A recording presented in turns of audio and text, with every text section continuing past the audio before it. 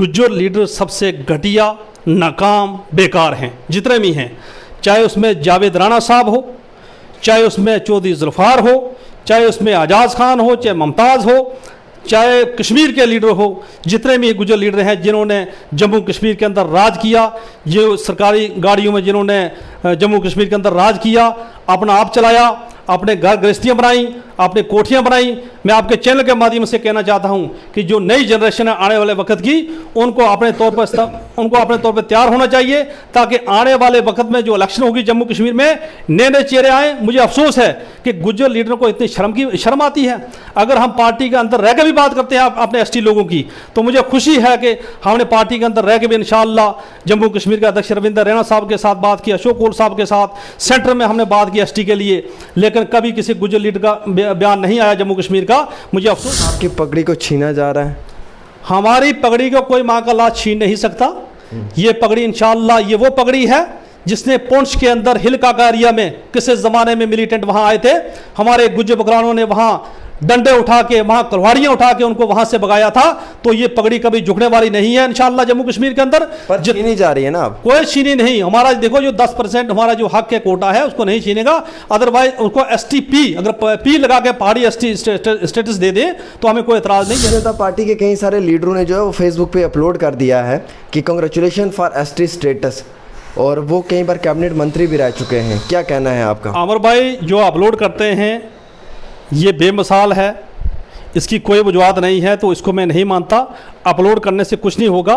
मैं आपके चैनल के माध्यम से जो कहना चाहता हूं, जो होम मिनिस्टर ऑफ इंडिया ने जो वहां जो बात की है, खुल के बात की है गुजरों के हक में, सबसे पहले गुज्जर, बकरवाल एंड पहाड़ी का नाम लिया, यानी कि गुजरों का अमित शाह साहब ने पहले नंबर पर नाम लिया है। तो मैं होम मिनिस्टर साहब का बड़ा मशकूर शुक्रगुजार हूं।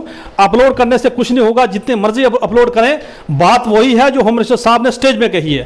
क्या बात कही है? उन्होंने ये कहा कि गुज्जर बकरवाल कमेटी का जो हक है उसको नहीं छीना जाएगा, वो 10% बचा है। अदरवाइज जो पहाड़ियों का उनका जो हक बनता है ST स्टेटस या पहाड़ी, उसको अलग से देंगे।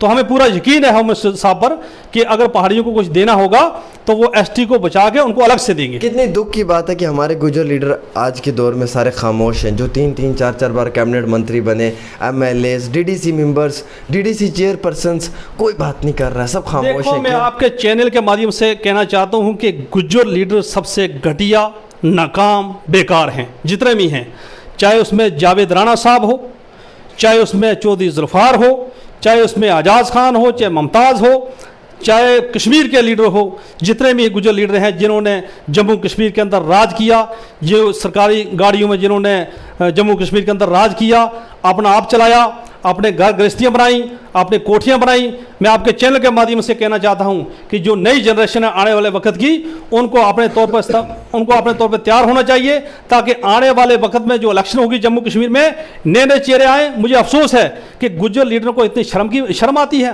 अगर हम पार्टी के अंदर रह के भी बात करते हैं अपने ST लोगों की, तो मुझे खुशी है कि हमने पार्टी के अंदर रह के भी इंशाअल्लाह जम्मू कश्मीर के अध्यक्ष रविंदर रैना साहब के साथ बात की, अशोक कोल साहब के साथ सेंटर में हमने बात की ST के लिए, लेकिन कभी किसी गुज्जर लीडर का बयान नहीं आया जम्मू कश्मीर का। मुझे अफसोस है। खामोश है, इनको डर लगता है अमर भाई। ये जहां 60,000 गुज्जर बकरवाल पॉपुलेशन है, वहां 40,000 जो है वो पहाड़ियों की है।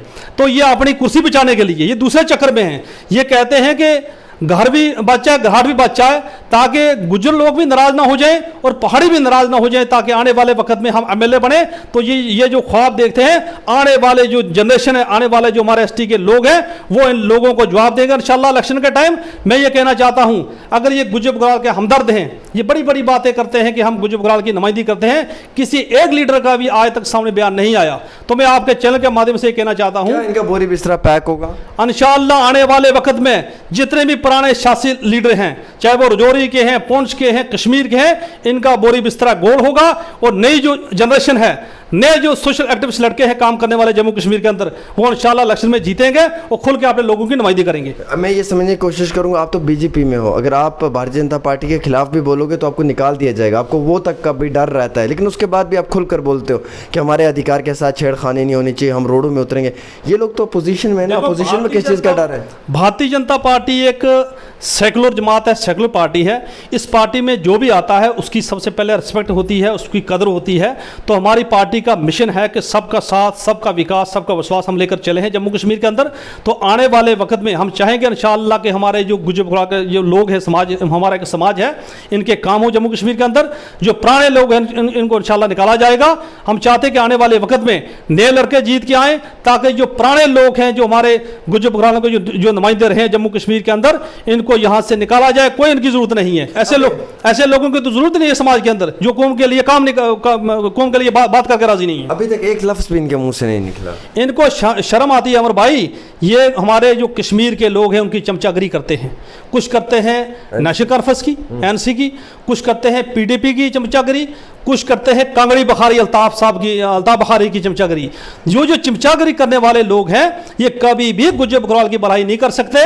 मैं कहना चाहता हूं कि 70 साल के बाद अगर हिंदुस्तान में हमारे प्रधानमंत्री मोदी साहब आए, 70 साल के बाद गुज्जर बकरवाल की सुनाई हुई। आज जम्मू कश्मीर के अंदर हम दावे से ये कह सकते हैं कि 38 सीटें डीडीसी की रिजर्व की, 9 सीटें एमएलए के लिए रिजर्व की, और फॉरेस्ट राइट एक्ट जो हमारे सदियों से डिमांड थी उसको भी पूरा किया गया।